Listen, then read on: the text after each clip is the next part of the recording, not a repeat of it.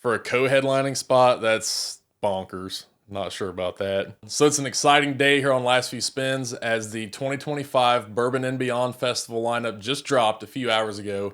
And in this video, we're going to be going through day by day the lineup of artists that we're going to be seeing down in Louisville, Kentucky between September 11th, 2025 to September 14th. So Bourbon and Beyond is a 4-day music festival that has a very diverse range of artists. And last year they kind of split up into 2 stages. So keep in mind as we're looking through some of these artists, it won't be like you can see every single one of them. You'll have to pick and choose. But for the past 3 years, I've attended Bourbon and Beyond. At least one day. I kind of always just pick the day that I think is my favorite and then go down and hang out. It's about a 2.5 hour drive for me, so it's not like I can go back and forth every single day. I would love to though. So in this video also, I'm going to be kind of deciding what day I want to go to this year, and I'll probably be buying my pass right after the recording. But this is going to be a complete surprise to me. I've only seen like the pictures of the headliners. It was kind of unavoidable as I was going through the website to at least not see those, but a lot of this will be a surprise for me. The only caveat for me personally is that the Saturday, September 13th session, I won't be able to go regardless. So no matter how cool that one is, not going to be able to make that one. So we'll have to pick between Thursday, Friday, and Sunday for myself. But for you, you can go through this lineup with me and decide what day you want to go to, or all 4 days. So let's get into it. The Thursday, September 11th Bourbon and Beyond lineup. The headliner is the Lumineers. So that's a pretty strong headliner. I think they catch a lot of grief. For some odd reason, I feel like a lot of people view them as kind of cheese or sellout, but I honestly think they have some pretty good albums. We also have Benson Boone. So this is somebody that I keep seeing a lot of recently. I'm not super familiar with them, but from what I've heard, the Beautiful Things song, I believe, that one's all right. And I think he's known as just a really good live performer, so that should be interesting. The Alabama Shakes, nice. So I love the 2 Alabama Shakes records. I actually saw Brittany Howard's solo at Bourbon and Beyond a couple years ago. She has some good stuff on her own, but definitely the Alabama Shake stuff is probably preferred, so I'm excited to see them back together. Cage the Elephant, another strong one for today. There's a lot more to them than just Ain't No Rest for the Wicked, that's for sure. I thought a lot of things after that debut album has been very strong too. I thought the one that they came out with last year, Neon Pill, was really good, so it'd be good to see some of those songs live. So, wow, we're actually going back in time a bit. We have Pat Benatar and Neil Giraldo next. I think he might be her husband, so I don't know if his name being on there is super relevant. Correct me if I'm wrong there. I mean, that'd be kind of a cool legacy artist to see. TV on the Radio. I've only heard that name, but I honestly don't know much about them. Waxahachie. She had an album last year that was pretty good. Her Tiny Desk was interesting. Go check that out if you haven't already. So far Thursday's shaping up to be a pretty good day. And then also Collective Soul. Wow, so we're still rolling pretty good. Of course, everybody knows Shine, but they also have some really good stuff beyond that. Austin Snell, no idea who that is. John Waite, sounds familiar, not completely sure who that is. Ash, seems like she could be interesting. Blind Melon, okay. The Old 97s, not sure who that is. And then honestly, a lot of these artists, they're probably early in the afternoon or like on a bluegrass stage or on the smaller stage. So I think we're going to go ahead and move on to Friday. But overall, Thursday of Bourbon and Beyond, pretty strong. So now we're moving on to Friday, September 12th of Bourbon and Beyond. Our headliner is going to be Phish. So I know they have quite a big following. Not really familiar with any of their music, what they even sound like. There's just so much music in the world. It's hard to get to everything. They've been on my list to maybe check out, but regardless, that's an interesting headliner. Khruangbin, okay, that's I love their song with Leon Bridges, Texas Sun. I was kind of thinking they would maybe be paired with Leon Bridges here, but I guess not. They probably doing their own thing. Joe Bonamassa, not so sure about that. The Teskey Brothers, I have no idea who that is. Muscatine Bloodline, I've heard of them. You know what? It's not about what I've heard of or haven't heard of, but still, so far this Friday lineup isn't really hitting the spot like the Thursday one was. Guster, Trampled by Turtles, that's a pretty cool band name at least. Trombone Shorty and Orleans Avenue. We're having a lot of these acts that are like, I don't know, I feel like they're known as like musicians individually, but they're not really somebody I would think of as like, oh God, we got to see them. Mary Chapin Carpenter, haven't heard that name in a while, but I mean, I suppose that'd be interesting for like a 2 o'clock slot. Iron and Wine, Colby Calais, nice, okay. So that's really the first one that, besides Krangbin, that I'm like, sweet, you know? Gavin DeGraw, no, absolutely not. Switchfoot, no. 10,000 Maniacs, that'd be kind of interesting to see. Mark Cohn, God, what is with this lineup? I don't know. I'm definitely not going this day. The Paper Kites, not sure who that is. Madison Ryan Ward. I actually, yeah, she's actually really good. You need to check her out. There's some videos on YouTube I've seen of her performing some live stuff. Usually I would just blow through these, but actually there's a couple I recognize. Kelsey Walden, she had a really good album either in 2023 or 2022. There was a song called No Regular Dog or something that's pretty good. Check out. She's kind of country-ish. And also Rhonda Vincent. That's like somebody that old school bluegrass, so I'm sure she's not going to be on the main stage, but somebody I've heard like my mom and my aunts play it before. But anyway, Friday of Bourbon and Beyond. Yeah, I don't know about that. By the way, if you're enjoying this content and would like to see more from me, I would love if you would subscribe here to Last Few Spins and like this video. You know, something like this, if people like this kind of content where we talk about upcoming festivals and stuff like that, I would love to do more of that. So I'm always looking for shows to discuss, festivals to discuss, to maybe someday check out. So like I said earlier, the Saturday lineup, I'm not going to be able to go to anyway, but we're still obviously going to go through it. So, oh man, it's already hitting me in the heart. Sturgill Simpson, aka Johnny Blue Skies.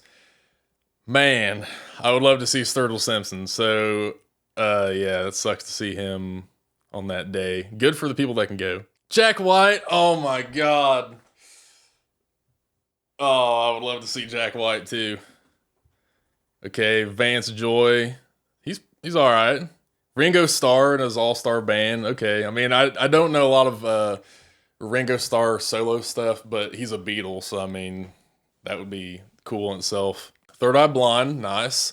There's somebody I went through their discography recently and didn't expect to find as many like deep cuts and stuff that I liked with them. They're definitely more than just their hits. The Pixies, I've actually seen the Pixies twice. They put on a really good show. I will say the couple times I've seen them, their sets go a little long, which shouldn't be something you should complain about. But man, after 25, 30 songs that kind of all sound the same, like they obviously rock, they're awesome. It's a little bit much, but in this spot where they would maybe only play like 45, 50 minutes, that would be pretty sweet. Rilo Kiley. Another band that I'm wanting to check out. I have a good friend named Paul that I talk about music with all the time. I'm sure he's watching. He loves Rilo Kiley. Dylan Gossett, Flatland Cavalry. Certainly a name that I've seen a lot, especially the last couple years. So, yeah, Saturday's looking really good. 49 Winchester, not sure about them. Morgan Wade, damn. Morgan Wade is the shit, okay? If you haven't heard of her before, she has 3 albums. She kind of blends country, but she has this like rock and roll feel too. You should start with her first album, Fearless, and then work from there, but you're not going to find a disappointing one for sure. So seeing Morgan Wade, that will be good for that crowd for sure. Sammy Ray and the Friends. Somebody shared a live song with me one time from them. Had a lot of good vibes, as you can see in the picture. There's 7 of them. So it seemed like the type of band that was like having fun with each other, even just from the audio of it. Julian Baker and Torres. She's from, yeah, Boy Genius. I don't know a lot about her solo stuff. Dawes. I actually almost went to a show of theirs in November, but it was like last November. But it was like a week where I had a couple other shows going on, and I just I didn't want to see them like bad enough, but they certainly are pretty interesting. The Hold Steady, Matt Maltese. Hopefully he's not as annoying as a little yippy dog. The Ocean Blue, Baker Blankenship. I don't know how. He actually has a few bangers. Going through the rest of these, Marcy Playground. That's a name I haven't heard in a while. A little Sex and Candy action for the Bourbon and Beyond crowd. All right, so just to review the Saturday lineup. Damn, I'd probably be buying my pass for this day if I could, but can't. So we're gonna move on to Sunday, September 14th, the last day. Noah Kahan. I think I'm saying that right. I don't know if I don't really get the appeal of this guy. He's probably someone that would be good live, but not my cup of tea. I mean, I love Hozier, and I know he kind of gets some comparisons to him, but he's all right. The Goo Goo Dolls. I mean, them and their two good songs or one good song. For a co-headlining spot, that's bonkers. Not sure about that. And to even extend on that, Megan Moroney. I avoid country radio like the plague, but so maybe she's bigger than I think. But really, the third spot? I don't know about that. Nathaniel Ratliff and the Night Sweats. I've heard a lot of good things about them. Lake Street Dive.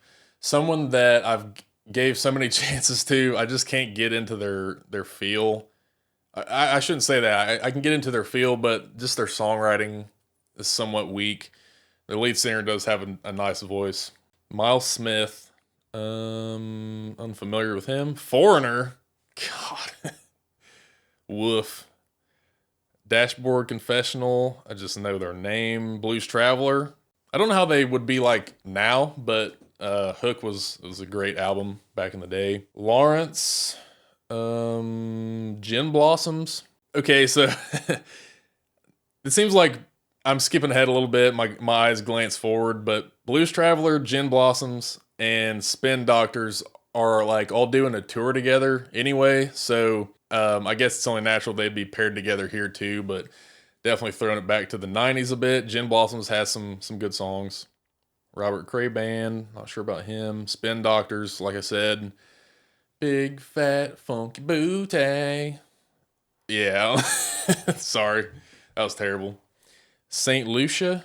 So then we'll just scroll through the rest of these. I mean, obviously the ones I'm saying, I haven't heard of them.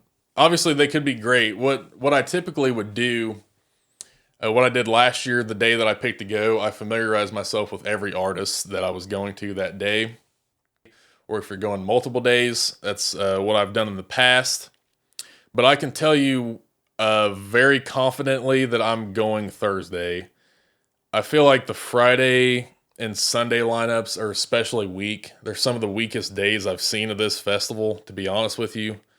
But this Thursday lineup is certainly a good row, a good lineup of artists. With the Lumineers being somebody that I like. Benson Boone, you know, with him being a pretty good performer, at least have that reputation. I want to see him. Overall, I'm kind of like underwhelmed by this, the whole weekend. I don't know if I would buy a 4-day pass unless you were there to just kind of have a good time and party.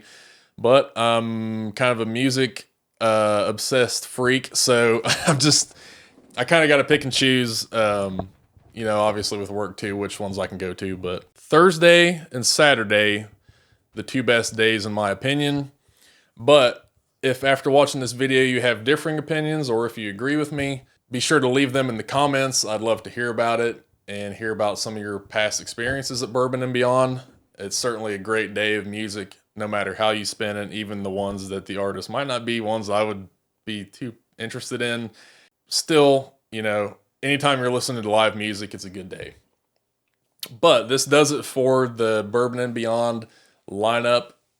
reveal for today. It's February 5th, 2025. So we've got a long ways, 7 long months before then. So plenty of time to see other concerts in the meantime. But I want to thank you all for watching, and maybe I'll see you there in September. So once again, subscribe to the channel, like this video, and I'll see you next time. Thanks.